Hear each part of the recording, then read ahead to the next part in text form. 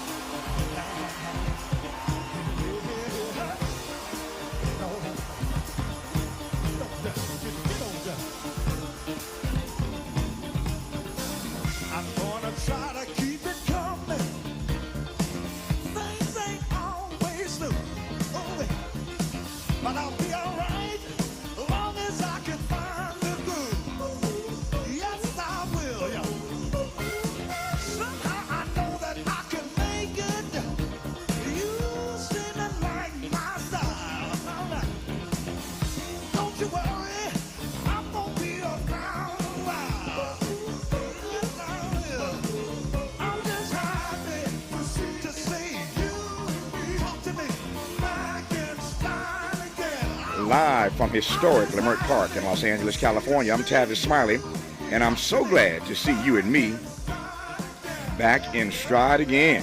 Before we get started with today's show, let me invite you to follow me on Facebook and Instagram at The Real Tavis Smiley and get updates on X, formerly Twitter, at Tavis Smiley. By the way, should you miss any part of today's program or want to catch up on previous shows, you can always visit thetavissmileyshow.com. That's thetavissmileyshow.com. And listen to the Tavis Smiley podcast at your leisure. Another great show on tap for you today. In our second hour, we'll talk politics with a noted scholar and media personality, Dr. Cassandra K. Whitehead. We'll also delve into her new book, which has an emphasis on the beloved community, the systemic challenges marginalized neighborhoods must navigate daily, collective identity, and the importance of voice and representation as a path to progress. In our third hour, a couple of conversations, including a dialogue with Kelly Eiffel, the founder and CEO of Guava, an innovative online banking platform for small Black-owned businesses. We commence today's program, though, in dialogue with the New York Times contributing opinion writer, Dr. Esau McCaulley, about his forthcoming text, How Far to the Promised Land? One Black Family's Story of Hope and Survival in the American South. Dr. McCaulley, good to have you in the program. How are you today, sir? I'm doing great. Thank you so much for having me. No, it's great to have you on. For those who listen to this program every day, I hope that's you, and you. Yesterday, we had a fascinating and interesting conversation with Nat Glover, who was the first African-American to be elected sheriff in the Deep South since 1888. He is the former sheriff in Jacksonville, Florida, where we all witnessed those tragic murders of those three precious Black lives that were lost just about a week ago now. And so it was fascinating talking to him about his journey to becoming, again, a sheriff, a Black sheriff in the Deep South. I never know how this show is going to get formulated and booked from one day to the next. So here we are today. You see where I'm going, right? Here we are today talking again about the American South. Wasn't planned that way. It just happens that way sometimes. But your text, once again, is called How Far to the Promised Land? One Black Family's Story of Hope and Survival in the American South. He told his story yesterday of hope and survival, and his advent into law enforcement. But the first thing that jumped out at me when I saw your book some time ago and wanted to have you on was that title, How Far to the Promised Land? Why that title? Unpack that for me for starters, and we'll jump from there.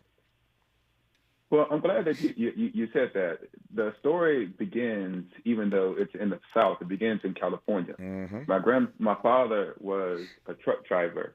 And even though we were raised in Alabama, he was on a road trip out to California to deliver some materials where he passed away. There was a one-car accident. His truck tumbles off the overpass and he dies. And my family immediately asked me if I would be willing to do the eulogy, which was tricky because my father had been in and out of my life throughout my entire childhood. And when he had been a part of my life, he had been abusive and he had addiction problems. So I didn't really know him. And so anyone who's ever known about eulogy, you have to sit down with the family and begin to find out the life story of the person who passed away. And so in the process of my father, learning about my father's life and his family and his history, which is my family, it took me back through the journey of my family, beginning at Jim Crow. And I learned about my grandmother, who was a tenant farmer, who had her land stolen from her, even though she worked hard to obtain it. I learned about my grandfather on the other side of my family, who was paid with, books and overalls. And this is in the 1940s.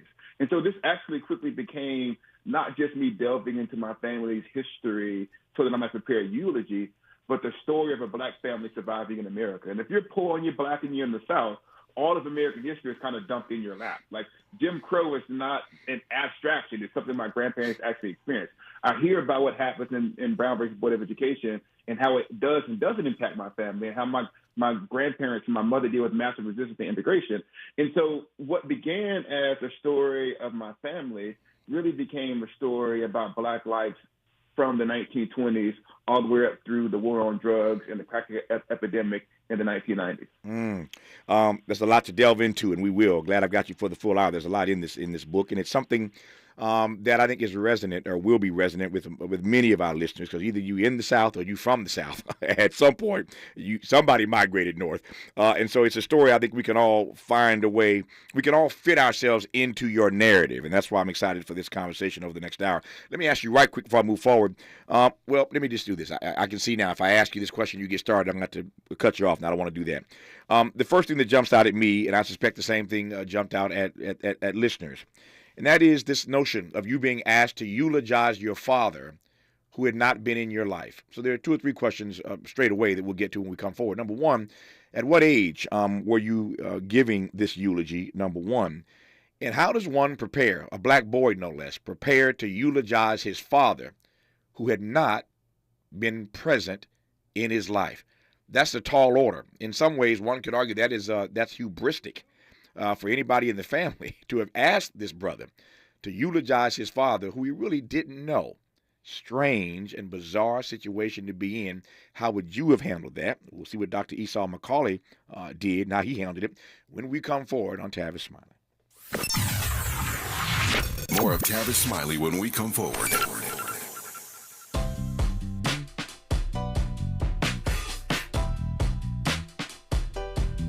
Escalade IQ. This the intro to the all-electric Cadillac, perfection like zoom. And on a full charge, you get 450 miles without the stop. Haiku. This is what I do. Daddy fat in the Lex since 92. Linked all the way back, panoramic roof. Come with 24-inch rim standard. Ooh, why? Shawty don't kill him. Cadillac diamond in the back, cold chillin'. And when I'm on attack, on the track is no ceiling. Sky's the limit. You hear me? You hear me? Straight drop, no parachutes. Lay lines like a longitude and latitude. Dilly, beloved, clearly we're hustling. Bustin', truckin'. Cadillac. For more on the Escalade IQ, visit catblack.com. Available late 2024. GM estimate 450-mile range on a full charge based on development testing and/or analytical projection, consistent with the CHA 1634 revision 2017 MCT. Range subject to change prior to production. Annual rates may vary based on service factors, including ambience temperature, terrain, battery age, and condition loading, and how you use and maintain your vehicle.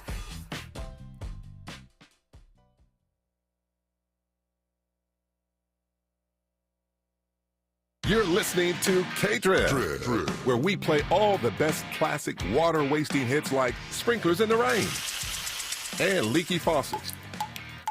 They're tunes from another time, because now that we face a hotter, drier future, every drop counts. Despite an extremely wet winter, keep using less water, fixing leaks, and reusing indoor water for your garden. Visit SaveOurWater.com for more ways to conserve. Up next, brushing your teeth with the water on. K-Drip. Dominique DePrima, KBLA Talk 1580. Hey, did you know that you can buy a home without making a 20% down payment? That's right. Having a large down payment actually does come with advantages like no mortgage insurance, lower monthly payments, and things like that. But there are lots of different types of loans that could be a fit for your situation. Some of them involve little or no down payment. Whatever your financial goals are, U.S. Bank Access Commitment Initiatives can help support you in reaching them. Access your financial goals at usbank.com/access. Member FDIC, Equal Housing Lender. MC Light, or AARP. hip-hop, the cultural phenomenon that took New York by storm in 1973, is celebrating 50 years of rocking mics and crowds. Whether you're a ride-or-die hip-hop head or simply curious about its origins, check out the latest issue of AARP the magazine. It celebrates this incredible milestone with a featured story brimming with fun hip-hop facts and history. Head over to aarp.org/black community to learn more. Community is more than where you live. It's the people in it who go above and beyond to help it thrive. During the 50th anniversary of hip-hop and the 75th anniversary of Black radio, AARP recognizes the members, volunteers, people, and partners giving back to our communities. We believe when our efforts drive change for the greater good, we all thrive together. To learn more about how AARP supports efforts to keep our communities thriving, visit aarp.org/black community. Helping to make you the most knowledgeable person in your circle of friends. This is Tavis Smiley. Tavis Smiley just getting started in dialogue with Dr. Esau McCaulley. His new book is called How Far to the Promised Land? One black family story that is of hope and survival in the American South. Pleased to have him on for the full hour here. So Dr. McCaulley was saying this moments ago that this story in some ways begins when his father, who was a trucker, passes away in a car accident. And he is asked to eulogize his black father, a father who had really not been present in his life. And while I love black men, and I'm happy to be a black man, there are too many black men who have not been and are not, even as we speak, present in the lives of their offspring. And so that makes you a daddy. Doesn't necessarily make you a father. I digress on that for the moment. But his father had not been really present in his life, and he gets asked to do the eulogy. So I want to just work on that thing just for a second, Dr. McCaulley, because it jumps out at me. So let me start with this. How old were you at this time?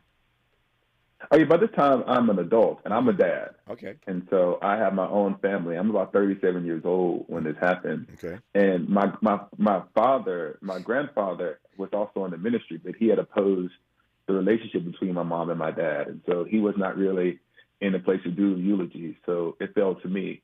And the reason my family asked me to do it is because they said, we know that I would tell the truth. Because eulogies can oftentimes just turn into dishonesty and wish fulfillment. But I wanted to say something truthful and hopeful. But really what made me think this is a story that the rest of the world needed to hear is that you can't tell the story of, I couldn't tell the story of my father without it touching upon my life and the way that his departure sent me and my family tumbling down the economic ladder. And so in the course of researching that eulogy, it really becomes an exploration on how does one survive in poverty when the odds are stacked against you in the American South. Mm-hmm. How did you go about? Let me just do this. I want to share a brief story, and I think you'll take my point why I'm sharing this story.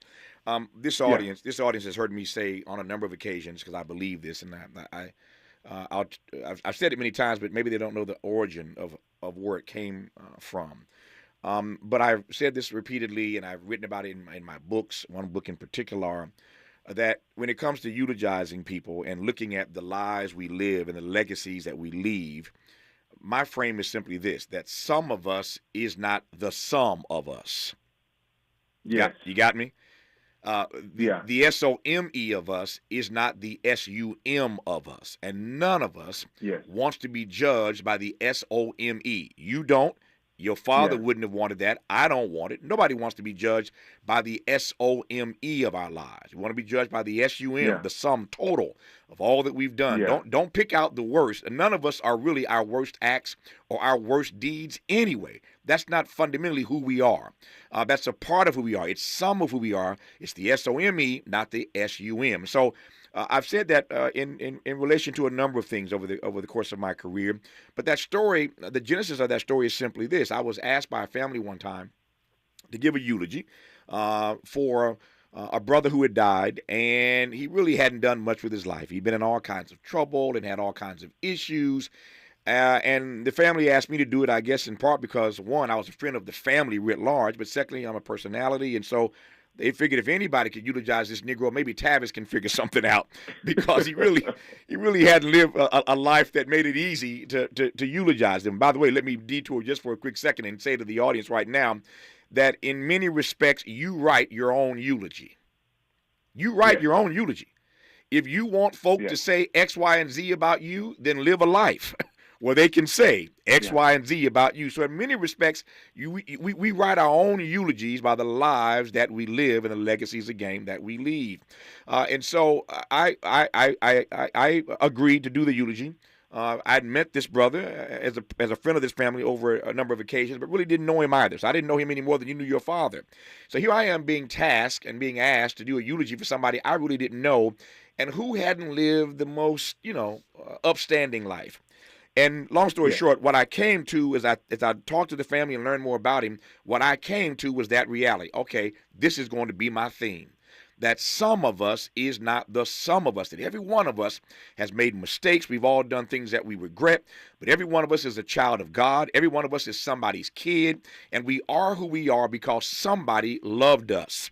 And so that's the direction I went in, that S-O-M-E versus S-U-M. And it worked, and the family loved it, and the rest is history, and I ended up writing about that again in one of my books. But I raised that because that's the way I had to approach eulogizing somebody I did not know. Having said that, I'm still deeply curious now about how you eulogized your father who you really didn't know. Well, one of the interesting things is you touched on one of the central themes of the book. Because one of the things that happens is when you grow up in poverty, like I did, and you kind of make it to the middle class, and you're a New York Times writer, people want to know your story. How did you do it? Because they think that the only lives that are valuable are the lives that they deem successful. Sure. And in the course of writing this eulogy, I discovered the very same thing that you discovered, that my father wasn't perfect, that he made a bunch of mistakes, but he was someone who was striving towards something. And so at the beginning of the book, you meet him as a villain, this guy who's kind of been on drugs, who's made these mistakes. But in the middle of the book, I tell a little bit about his family history that I didn't learn until he passed away, which is namely, he had a father that abandoned him. And one of the last things this father ever told him was that he was no good and he was never going to be anything. And I began to think, if someone told you that as a child, how does that impact you? And even though he left us 1,000 times, which he did in my childhood, he kept coming back. And I think as an adult, I see him coming back as an attempt to be something that he couldn't quite obtain. In other words, as a kid, he'd leave and he'd come back, he'd leave and he'd come back. I thought he did that to mess with us or because he hated us. But I think he was trying to be the man that he couldn't figure out how to be. And what I try to get at in this eulogy is that striving, that attempt to be more than what you are, is just as important and instructive as the people who are successful. And so what I was trying to get at is the very people in society that we want to toss to the side are the people whose lives matter. So, for example, my father was good at basketball. And because he was good at basketball, they passed him along in school and never taught him how to read and write properly. Well, whose fault is that? So in other words, we begin to look at people as these villains, and we don't always realize that sometimes the villains are created. And one of the things that adulthood does is it gives you sympathy to look at a human life, even the life of my father, and say, he might not have been the best dad to me. He was a bad dad in many ways. But I can understand what America did to my father and what America did to a lot of black men and a lot of black women in the South. And that's why it's called How Far to the Promised Land. It's this story of all the obstacles that life and circumstance puts in the way of black flourishing and in the ways in which we need to change and become a better society if we want to actually be a land of opportunity. Brother, you preaching now. I didn't want to interrupt because you were on a roll. As we say around here, this is getting good. Let me interrogate two or three things you said a moment ago. I wonder how many black men like your father live lives where they are trying to be, fighting to become the man they want to be, but don't quite know how to do that. Yeah. And one of the hard things to do when you tell a story like this, Tavis, is we want to divide. We either want to say it's all society. Society makes us do the bad things that we do, or it's all personal responsibility. And we like to slide into one of these easy either or kind of binaries. But in reality, my father and the lives of many black people that are recounted in the book are a mixture of circumstances and decisions. And so I don't want to toss all the responsibility, because you know what? There was a lot of black men in the South who were mistreated by society who stayed with their family. Yeah. And so how do we balance both of those things out in telling the story, and how do we point towards how we as a people can give people the tools? But here's the other thing. Like my father, nobody in the 1970s is going to go to therapy to deal with parental trauma because of abandonment. A black man in the 70s going to therapy, he didn't have the resources. Mm-hmm. But we have the resources to begin to do better and to think better as a people. Yeah. As you were talking moments ago, I was just sitting here still processing how pervasive I think this one line has been for so many black people. You ain't no good.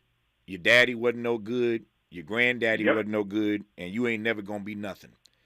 Every single one of us has heard that said to us, or have heard it said to some other black person in our family or some other family. But that line that I just laid out that you referenced earlier is a line that every Negro has heard at some point.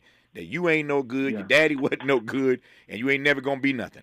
We were either told that by somebody, some adult in our family, or we could have been told that by some white counselor, some white teacher, some white person at school or someplace else. Yeah. But I suspect if I could do some research on this, I don't have any empirical data in front of me, but I know a whole lot of black folk have heard that commentary from somebody at some point in their lives.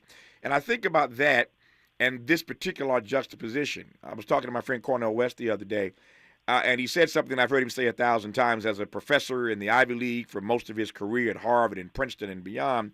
We laugh all the time when he says to me in his own way that it's not that these white kids are any smarter, any more gifted, any more talented than our kids. You know what the difference is? Yeah. The difference is rather than somebody telling them they ain't no good and they ain't never going to be nothing, they get the exact opposite. You are brilliant. You are smart. You are a leader. You are all that and then some.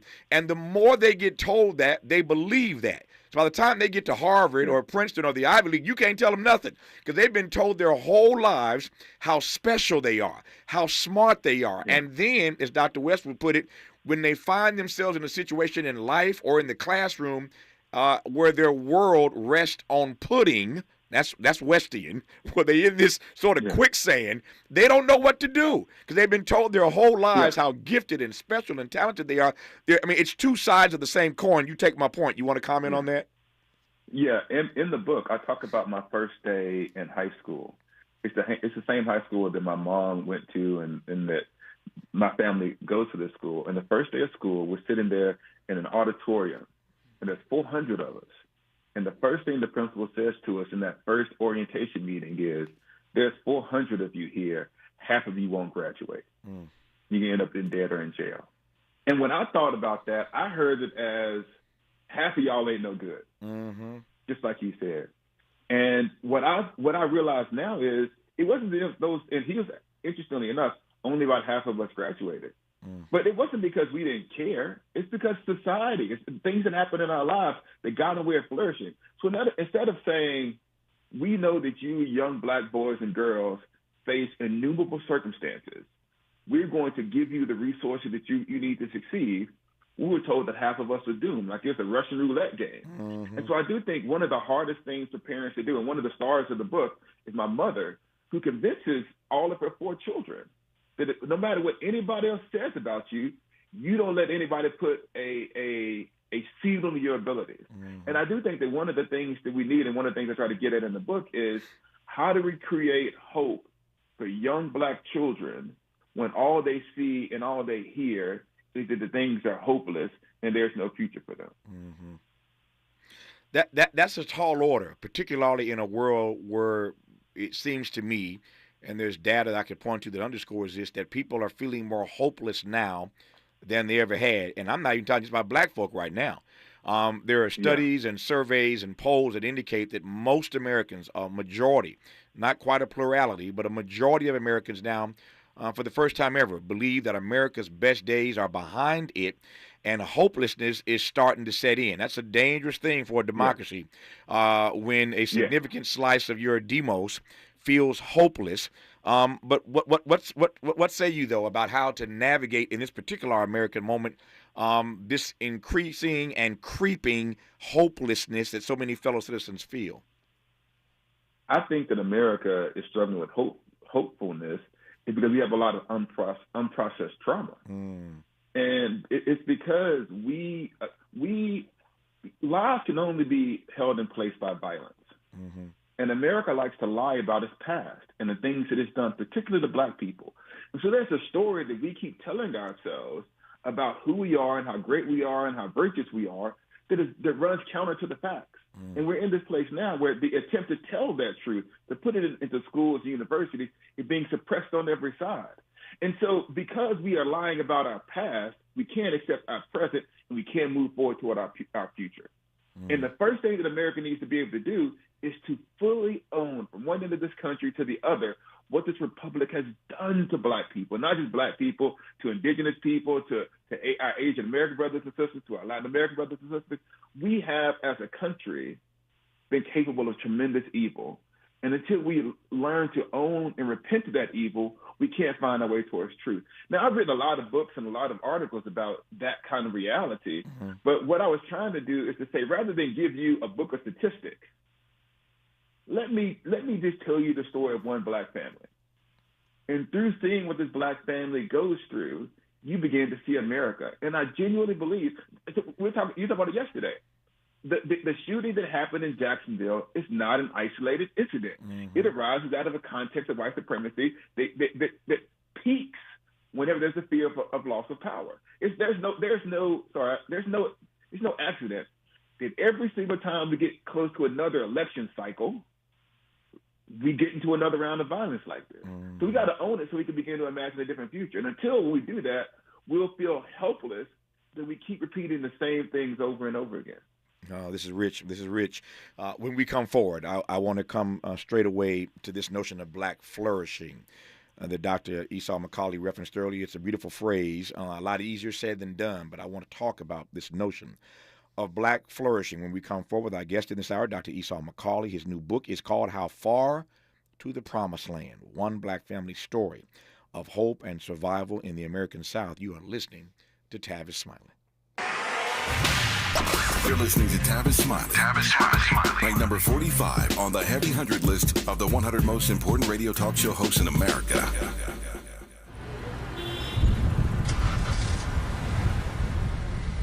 What's up, party people? It's your favorite MC's favorite rapper, MC Light here. And we're celebrating 50 years of hip-hop, authentically powered by Cadillac.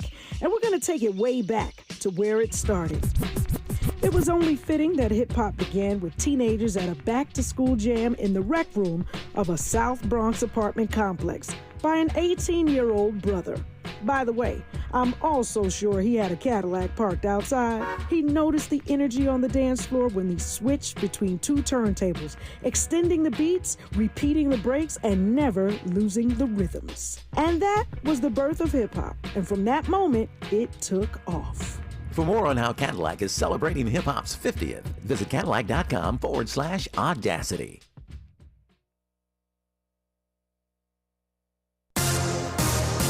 It's a Thursday, the last day of August. I'm Mike Moore. Here's the latest from the Black Information Network. The White House is calling on Congress to pass a short-term spending deal to prevent a government shutdown.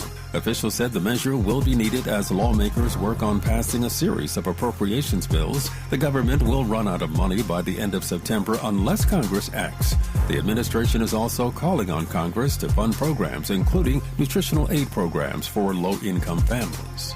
In Louisiana, African-American Mayor LaToya Cantrell says none of the 3 candidates for the position of New Orleans Police Superintendent is a sure thing at this time. The mayor was asked Wednesday about Interim Chief Michelle Woodfork's recent claim she's a shoo-in for the job. According to Cantrell, that's not true. And that's the latest. I'm Mike Moore from your 24/7 news source, the Black Information Network and BINnews.com. Discover credit cards do something pretty awesome. At the end of your first year, they automatically double all the cash back you've earned. That's right, everything you earned doubled. The cash back from trips, restaurants, all doubled. Seriously, though, see terms and check it out for yourself at discover.com/match. Summer days getting shorter and business to-do lists getting longer? You need Indeed. Their all-in-one hiring solution makes it easy to attract, interview, and hire candidates all in one place. Sponsor your first job and get hiring today by visiting Indeed.com/credit. This is the KBLA Sports Minute with Ray Richardson. I'm a bad man. The Dodgers take a 4-game winning streak into a showdown series with the Atlanta Braves. The Dodgers are 4 games behind the Braves for the best record in the majors. The team with the best record at the end of the regular season gets home field advantage throughout the playoffs. 3 African Americans are still in contention in the U.S. Open tennis tournament in New York City. Coco Gauff and unranked Taylor Townsend advanced to tonight's 3rd round in the women's bracket. Coco, ranked 6th in the world, takes on Elise Mertens of Belgium. Townsend faces Carolina Muchova of the Czech Republic. Remember Townsend's name. She's an up-and-coming sister with a strong game. On the men's side, Francis Tiafoe has a 3rd-round match tonight against Adrian Manarino of France. No debates, no speculation, just the info you need. That's your KBLA Sports Minute. I'm Ray Richardson. More news, opinions, and conversation when we come forward on KBLA Talk 1580.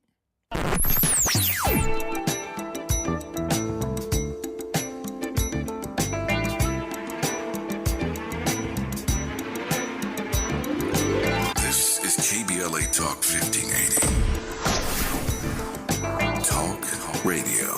That's music to your ears.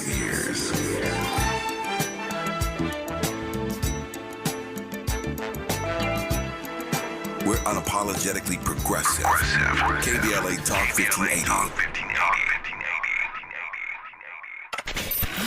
We've got a lot to talk about. Hi, I'm Zoe Williams, a.k.a. the Voice of Reason, encouraging you to join me weekdays from 7 to 9 p.m. for the world's most intriguing relationship radio roundtable. Every night, I facilitate and encourage our loyal listeners to participate in the most engaging relationship discussions you'll hear anywhere.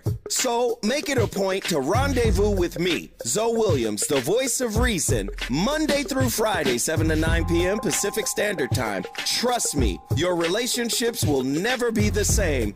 The VOR is on fire tonight. Unapologetically progressive. KBLA Talk 1580. We've got your black. I'm David Goldberg, a bilingual elementary school teacher and president of the California Teachers Association.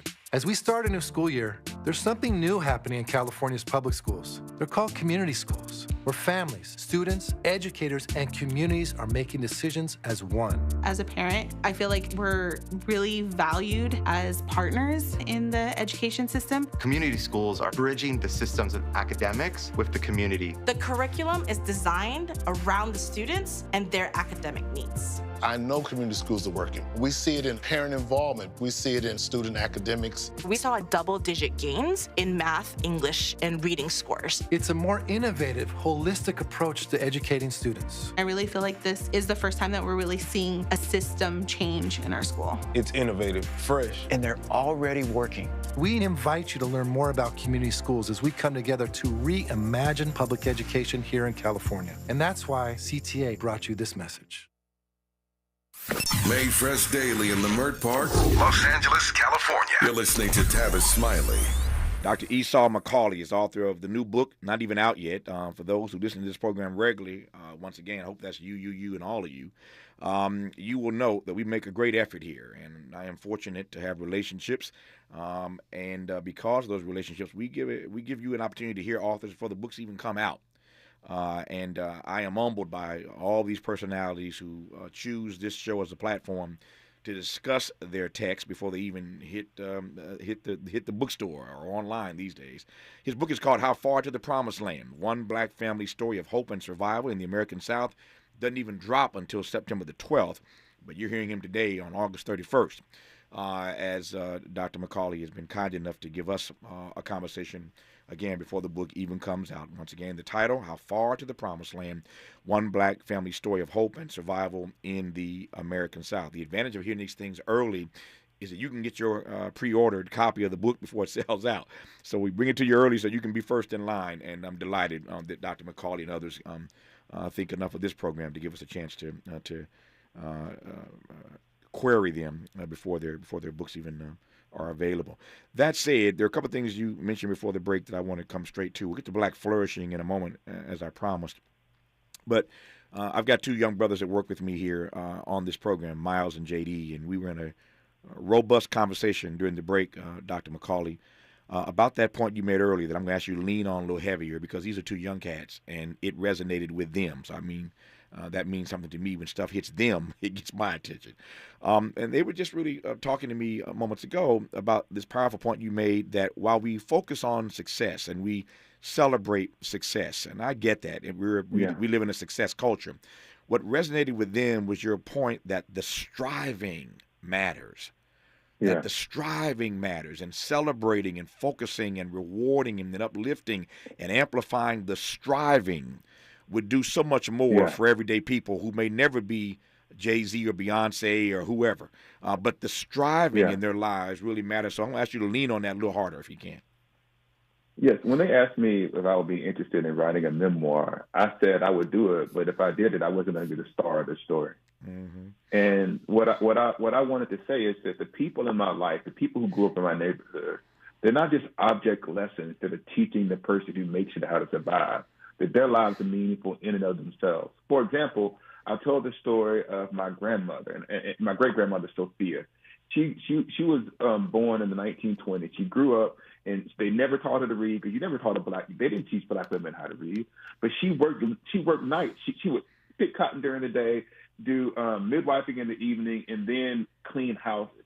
And she did all of that, and she managed to buy her own piece of property in the 1930s in the South. Mm-hmm. She had her own place. But because she couldn't read, the mortgage loan that she signed was ultimately unjust. And when she dies, that land is actually taken from my family, given back to the white family that she made the loan out to. Mm. Now, somebody might look at that story and say, well, this woman, she worked 3 jobs, she bought land, and then the family lost it. Therefore, her life was a failure. But I say that woman lived a life with dignity and respect, and she fought to make something of herself. And there's something about that striving that she inculcated in our family that was passed down to me. And so what I want to say is we can't look at material success as the only definition of importance, but lives lived with integrity have their own value. You talked about it, that everybody is a child of God, and every single person who's born is trying to make some kind of sense of what does it mean to be black in America. And in the book, I just go by and I tell these stories about people in my life who you might not think of them as successful, but they mean something to me. Mm-hmm. And those stories are the stories that shape me and who I am. And I didn't survive in my neighborhood because I was the best of us. There was tons of people who were equally as talented, equally as gifted as anyone who's ever grew up in poverty can tell you that. Mm-hmm. That you aren't special. You're responsible to remember. And part of what I was trying to do in How Far to the Promised Land is fulfill the responsibility that my mama gave to me. She said, when you get where you're going, don't forget where you came from. And this book is about showing people that black people in particular remember our communities. I'll leave it alone with this. That's the reason why you listen to any rap song, all they do is they represent their city, their neighborhood. Mm-hmm. They want people to know where they came from and not to turn their eyes from it. We could do a whole show just on that one frame, the responsibility that we have to remember.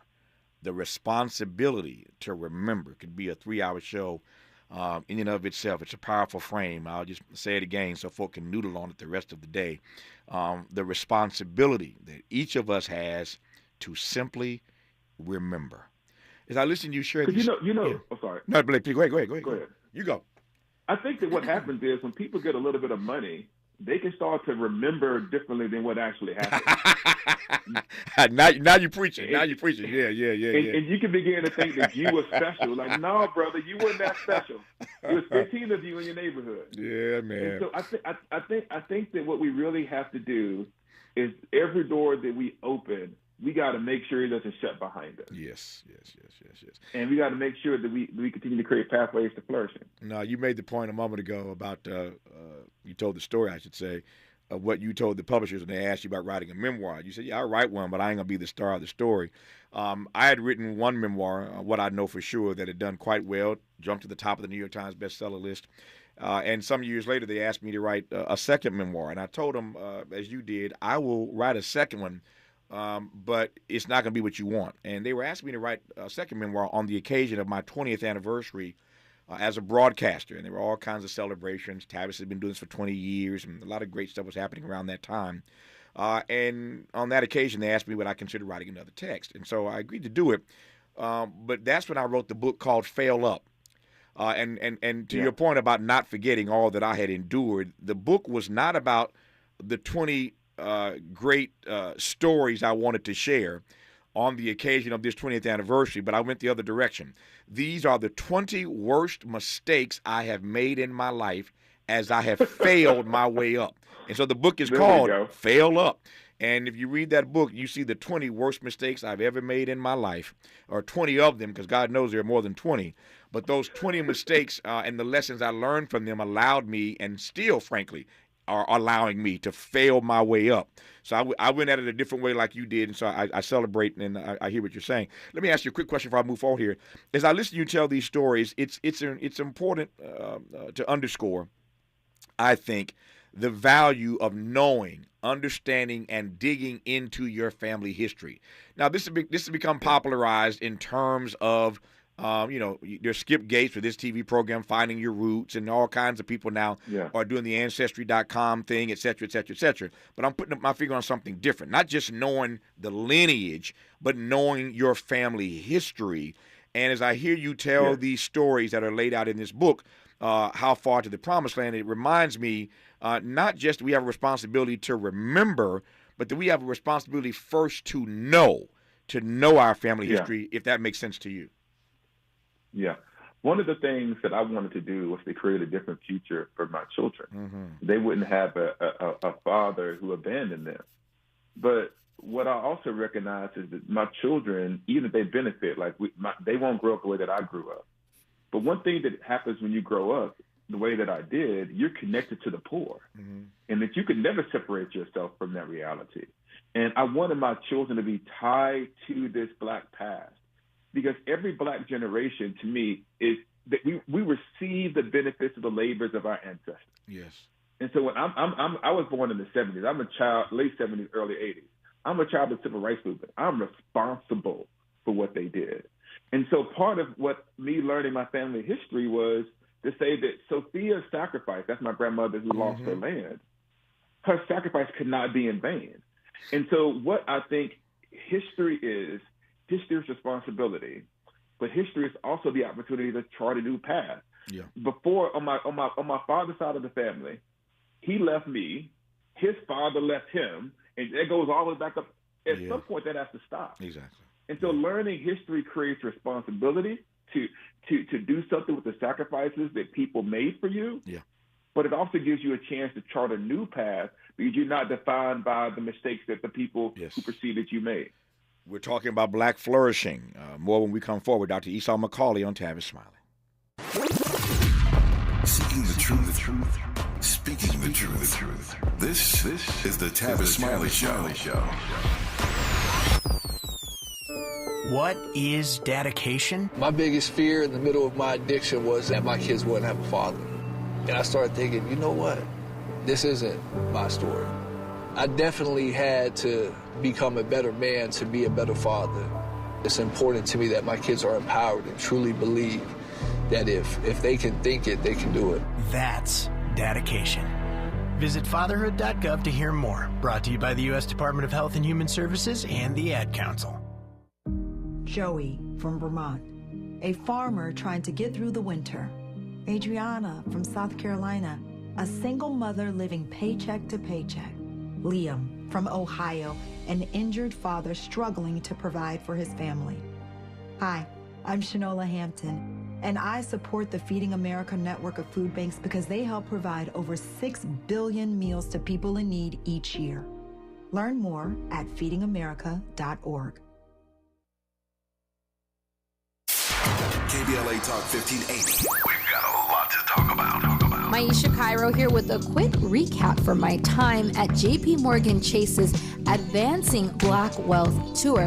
There were speakers Ian Dunlap, Damon John, Lynn Richardson, MC Light, Don Kennedy, to name a few. Take a listen to what Justin Grant, Community Development Lead at Chase's Advancing Black Pathway, let's see what he had to say. So I'm Justin Grant. I lead community development and national partnerships for JP Morgan Chase's Advancing Black Pathway strategy. And so we're focused on strengthening the economic foundation of black communities, and we're making targeted investments in programs like the Advancing Black Wealth Tour to help us get our tools and resources out to the community to drive sustained impact over time. So when it comes to black and brown people, it sounds like Chase is making it their personal responsibility not only to facilitate these events, but to educate and provide resources. So, Mr. Grant, I have to ask, what does wealth building look like for the individual? It's home ownership, it's having that freedom to be able to start your own business and create jobs in your community, and it's having that long-term plan towards retirement, having that vision for what you want your life to be,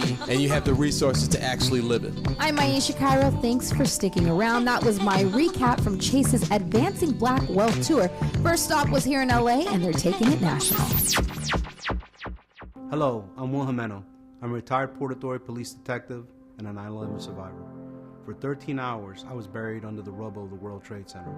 I was rescued thanks to brave people who were willing to put their own lives on the line to save mine. For 9/11 this year, a National Day of Service, I'll be paying it forward by taking time to help others. Please join me by doing your own good deed that day. Visit 911day.org to learn more.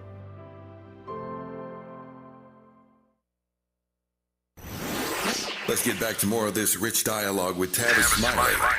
Our guest is Dr. Esau McCaulley on Tavis Smiley. And you said something earlier I thought I heard you say, and I wanted to come back to it. The flip side of your grandmother, Sophia, losing her land. And by the way, it's your story, not mine, but I'm not so sure she lost that land. They stole that land when they gave her a bad deal like that. It wasn't lost, it was stolen, but I digress on that point. But did I hear you reference earlier that somebody else in your family was paid in books? My grandfather was a tenant farmer. He started. Well, when he was a child, he picked cotton starting at the age of 4, and his only payment was that they gave him a pair of overalls. He said a pair of shoes and some books. And his father, his grandfather who was raising him, had to, out of his 40% of what he got from the farm, pay for all the feed, do all of the stuff. And every year, the white guy who owned the farm would say, "You just broke even." So he was cheated too, and he wasn't making any money. It was basically functional slavery in the 1920s, and he ends up leaving that because that my great grandfather goes and works nights cleaning houses, and he saves up enough money to go to the guy. The guy was named Rude Miller. He would work at night, pick cotton all day, work at night. One day he goes to the guy who owns the tenant farm and says, "We don't work here no more." And he takes his 6 kids and his wife, and they go into the city because he saved up enough money to buy a house in his burgeoning black community in Huntsville, Alabama. And that's how my family gets off the cotton field. Wow. And so once again, that story is lost to history. Yeah. But that moment where he says, "I don't want to pick cotton and have my family pick cotton forever, so I'm going to work nights." And then he gets to Huntsville, where I grew up, and he digs ditches for the city. And he lives in this black community next to this segregation, next to this segregated school. Now, here again, that community that was built there, that black community with the segregated school, is eventually lost because the city needs that land to build an overpass. And so eventually that entire black community that was there is wiped out. They have to move. Eminent domain. Now, once again, you might say, well, that seems like a lost story. But that's how my grandfather got an education that leads to a better life for my family. Yeah. And so when I'm talking about how each one of these stories matters, it's that these black lives that are lost to history are these incremental steps forward that makes it possible for me to be on something like the Tavis Smiley radio show. No, you're kind, brother. It's a rich and powerful narrative, and I'm just honored to have a chance to sort of unpack it with you. As you were talking about your grandfather before we come forward, I was just thinking about Roots. For those who recall that epic saga from Alex Haley, your grandfather he made a Chicken George move, right? He did Chicken George, man. He saved up his money and came back and said, "We out of here." And if you recall that scene, one of the great scenes in that Roots saga, when Chicken George shows back up and he is packing up his family, we getting out of here, and they go to Henning, Tennessee. It's a powerful, powerful moment in that story. I digress. Our remaining moments with Dr. Esau McCaulley when we come forward on Tavis Smiley. Hope, agency, dignity. This is Tavis Smiley. Can you dig it? Come on!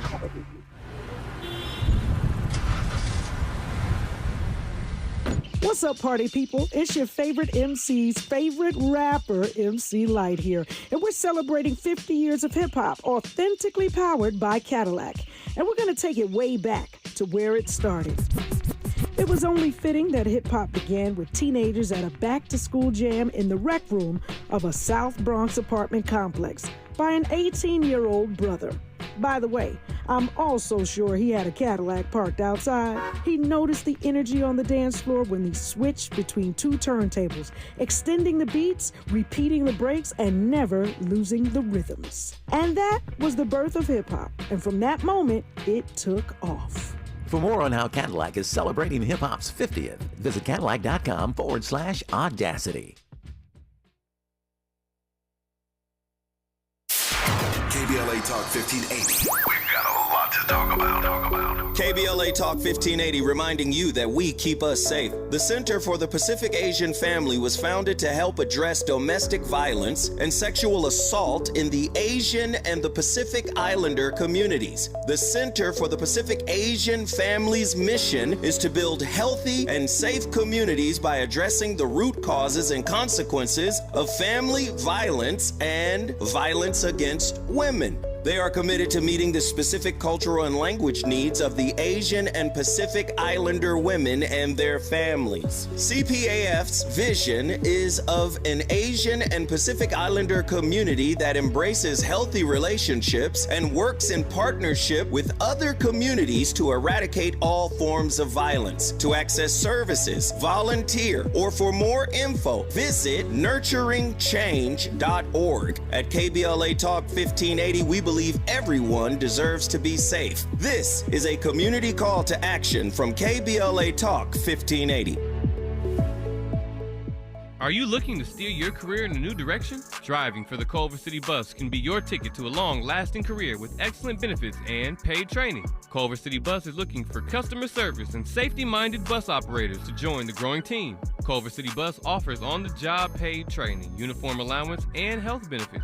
Culver City Bus are now even putting their money in your pocket with a one-time $2,500 sign-on bonus. Let us connect you with an essential service job. If you enjoy driving, seek real opportunities for career advancement, and passionate about making a difference in your community, then we invite you to join the team. Start your journey by submitting an application at culvercity.org/job. For more information, visit culvercitybus.com or call the live customer service operator at 310-253-6500. Again, 350-253-6500.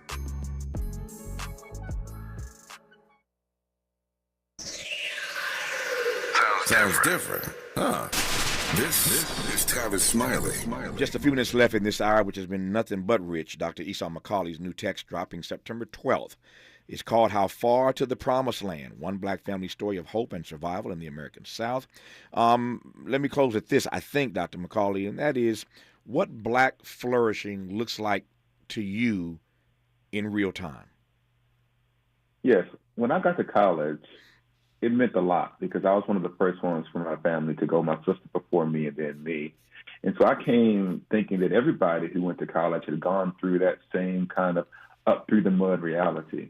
And it wasn't until I got to college that I saw things like legacy admissions and people whose families had $40,000, $50,000 a year to pay for tuition. Mm-hmm. And I realized that some of my white colleagues were kind of messed around in high school. They kind of stumped. They didn't take college seriously. They had a time to figure themselves out and then make something of themselves. I didn't know you could have a C average and go to college. And for me, I realized that I thought that justice was exceptional black people flourishing. And for me, justice is room for Black people to stumble around and make some mistakes and still be successful. In my community, the stakes were just too high. There wasn't room to be a kid. You couldn't make a mistake. You do one wrong thing, and your life was ripped apart. And so I guess what I wanted to say is, for me, flourishing is ordinary Black people having enough time and space to find themselves. And that's a luxury that a lot of Black people don't have. We are one mistake in your counseled society as it relates to black people making mistakes. So to me, justice is space for ordinary Black people to flourish. Let me close on this note. I'm getting all kind of messages that I don't have time to really get to. There's some good ones. But I want to just read this because I know there are people who are listening who are wrestling with this even as we speak, and I want to offer them a note of hope, allow you to offer them a note of hope as we wrap this conversation. Quoting from one of our listeners, Tavis, I literally spoke with a friend last night who talked about his grandmother telling him he'd never be anything. And although he's successful now, he is still emotionally charged by his grandmother's harsh words. So for those who are still emotionally charged by the harsh words somebody spoke to them, you say what? That nobody gets to define who you are but God, and God has spoken to you and called you his son or his daughter. And that our past and the lies that people told about us do not have to define us, and that we can write our own future. And one of the things that you can't do, you can't change your past, but you can end your past hold over you and be free to create a new future for yourself. Given the condition of Black America right now, and there's all kind of data that points to the fact that we're in obviously a tough spot, tough situation, do you see the continual flourishing of Black people? Yeah, because if I were to look at what's going on in society and derive my hope from there, I would have given up on this thing a long time ago. But I'm a Christian, and I believe there's a God that orders the affairs of humanity, and that He has not abandoned any of His people, and particularly He has not abandoned His Black and brown people. So there is hope, because the United States is not sovereign over all things. God is sovereign over all things. And so that's what's been able to keep me going. It's what kept my ancestors going during the Civil Rights Movement. And behind that, during slavery, when Black people met in hush harbors and gathered to worship in secret. And so that's the source of my hope. I can't speak to everybody else's hope. Nope. I just told somebody a couple of days ago, don't ever put the flag above the cross. Don't put the flag there we go. above the cross. I digress. Dr. Esau McCaulley, his book is called How Far to the Promised Land. Love that title. How Far to the Promised Land. One Black family story of hope and survival in the American South. This conversation was deeper and richer than I even thought. Dr. McCaulley, I appreciate you, sir. Congrats on the text coming out September the 12th, and all the best to you. Thank you for having me. My great honor. More of Tavis Smiley when we come forward. KBLA 1580 Santa Monica.